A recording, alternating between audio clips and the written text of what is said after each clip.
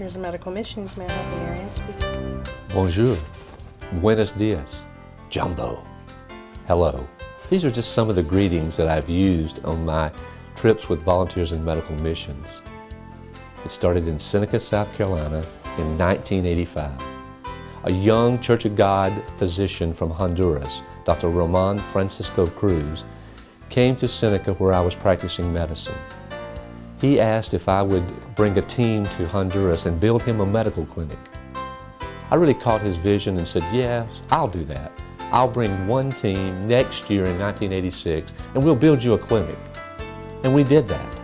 We built the clinic in a week, saw over 1,000 patients, and I felt that I had made my commitment to world missions, my one trip.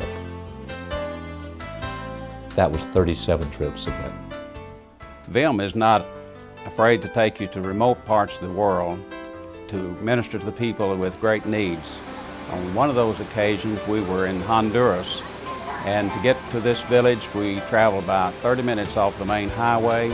We had our clinic, and on a return home, when we got back to the rivers that we'd crossed, they were at flood stage.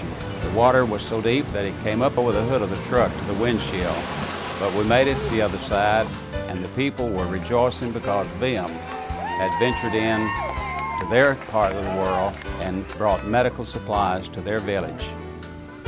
I first became involved with VIMM in 1991 when I joined Dr. Stoney Abercrombie in a large team traveling to Moscow, Russia. I became hooked on VIMM after that trip in 1991. I never cease to be amazed at the effect that VIMM is having on people that are team members. We were down in Peru. There was a little girl that had been hanging around my son. She was probably about 8. She kept saying to him in Spanish, "I have a gift for you." So the day before we were leaving, she walks up and she has a chicken, a live chicken. And she's going to give this chicken to my son, Andrew. Now the problem with that was, a chicken to us in the United States really doesn't mean too much, but a chicken to her, you know, he was really broken up by it, and he finally had to say, well, you know, we really just can't transport this chicken back with me, but you just need to keep this chicken. And so that really spoke closely to him and made an impact on him. Of course, it made an impact on me too. There's a man in Tanzania by the name of Peter George that would not be alive today had VIMM not been there. Peter came to us with a huge mass under his neck. He had not even been able to speak for over 6 months nor eat for over 3 to 4 weeks. He was losing weight, was dying. We took off 2.5 pounds of fluid from the neck mass. Then we operated for 4 hours to remove this mass so that he would be able to speak and to eat.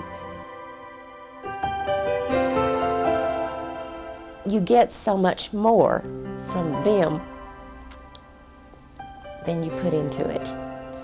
Just to see the smile on a child's face after you give them just a piece of candy, or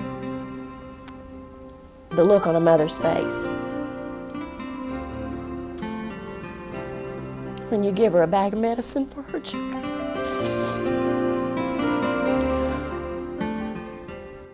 VIMM, Volunteers in Medical Missions. That's exactly who we are.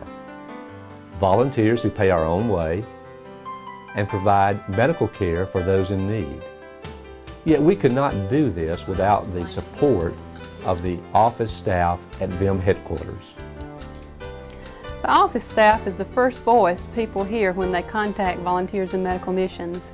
We give them information about who we are and how we do trips.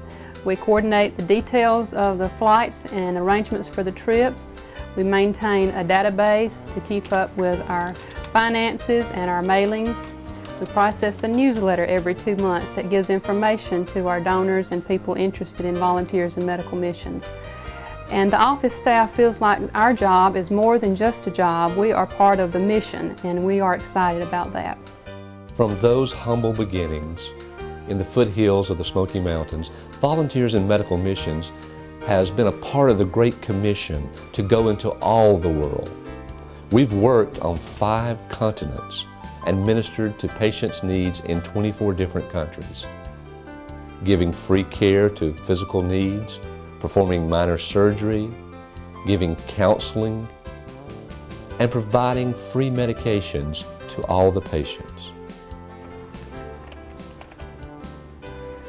In America, we're used to high technology in the medical field. This is not true in most of the countries that we visit. They have very little of any technology. Yet we've tried to make a difference with Volunteers in Medical Missions by building 7 medical clinics around the world.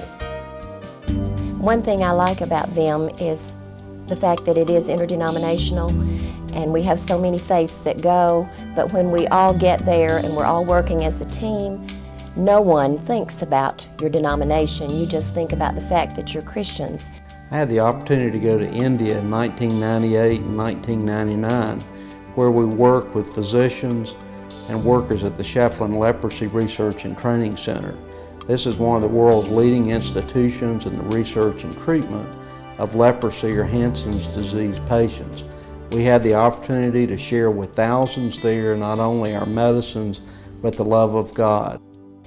VIMM is primarily a medical group, but it's also a Christian group. And so when we go and we have the opportunity, we not only give them medicine, but we also pray.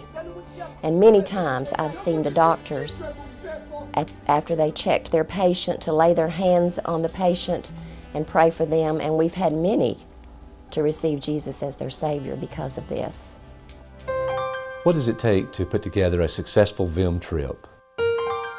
It takes local financial support, many volunteers, both medical and non-medical, and medical supplies and medications. Now, all 3 of these are equally important, and the trip cannot be successful without any one of these. On my first trip, I had planned to treat 500, but we saw over 1,400 patients. And on the last day, we ran out of all of our medications. I shall never forget getting in the back of that truck with people standing there with needs. We tried to go through the crowd very slowly, and a mother pushed forward. And she pushed her child into my arms and screamed out, "Take my child, it's its only hope." And yet I had to push that child back into her hands, and her screaming no, with my knowledge, knowing that that child was dying and there was no hope. Yes, I'm trained to treat that child, but I didn't have the medications to do it. And I sat there in the back of that truck, and I looked up to the sky, and I said with tears running down my eyes, "God, I make a promise to you. I will never allow this to happen again." And with help of many friends, we have been successful in keeping that promise. Yet I need your help. Help me keep that promise to the hurting people of the world. They are in desperate need, and we have the answer for them.